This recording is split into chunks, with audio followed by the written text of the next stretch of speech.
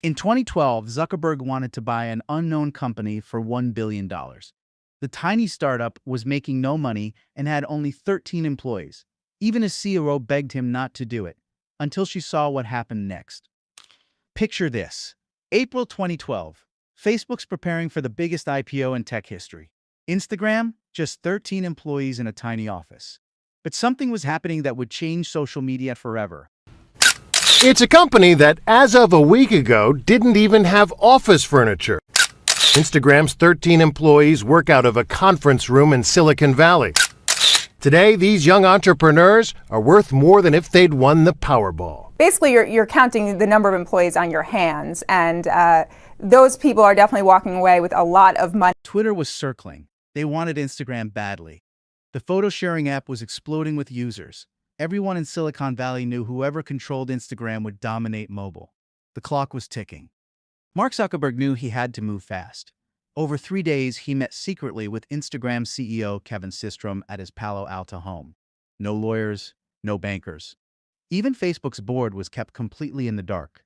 The secrecy had a purpose. Instagram was closing new funding that would double its valuation. Twitter was circling with an offer. If Zuckerberg didn't act within 72 hours, he'd lose Instagram forever. His next move shocked everyone.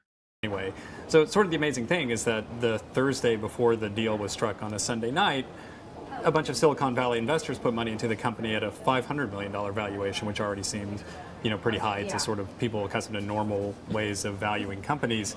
And then it became $1 billion on Sunday, and in between, at least one of the parties had the idea that it might be worth $2 billion. So, no, I can't tell you that I know what was going through his head, except that $2 billion is better. $1 billion, cash and stock, for a company with almost zero revenue. When he finally told the board after sealing the deal, they were stunned. One insider said they were told, not consulted. The tech world exploded. Critics screamed. $1 billion for a photo app? Facebook overpaid.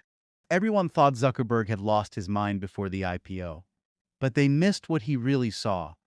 Mobile was taking over, and Facebook was losing. Their app was clunky, desktop-focused. Instagram, built for mobile from day one.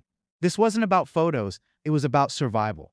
And Facebook's a company that's made a big point about having adult supervision and wanting to, be sort of almost stayed for the context of a tech company blue chip once they go public, and they brought in Sheryl Sandberg to provide that adult supervision, and she was notified, but she wasn't involved in the negotiations. She was told. So she was saying, I had this guy over my house. I would put in $1 billion for Instagram. That's basically the way the story runs, right? Basically. There is, aside from the whole valuation question and the fact that they don't bring in any money, there is an important strategic consideration here for Facebook, which is they really don't have a good position in mobile, and photos are the main reason people go spend time on the site. So a competitor that's getting a huge following on mobile in photos is a problem. COO Sheryl Sandberg initially thought $1 billion was too high. Years later, she'd admit, I was mistaken, very mistaken, because what happened next proved Zuckerberg's genius. Instagram didn't just succeed, it dominated. Today, Instagram is worth over $100 billion, reaches 2 billion users worldwide, generates massive revenue for Meta, all from that crazy $1 billion bet that everyone criticized. Zuckerberg's 72-hour decision created $100 billion plus in value. He ignored critics, bypassed his board, and bet everything on mobile's future. While others debated, he acted. That same decisiveness builds empires. The lesson isn't about money or acquisitions. It's about conviction. Zuckerberg didn't just see the future. He had the courage to bet everything on what he believed was right. While others hesitated, he moved. Today's most successful founders share this same trait. They don't hide behind consensus or wait for validation.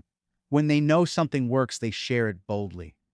Even when advisors say wait and competitors stay silent, the market rewards those brave enough to stand behind their vision publicly. Every bold post builds authority. Every contrarian take separates leaders from followers. While others play it safe, true operators stake their reputation on what they believe. That's what separates wishers from believers.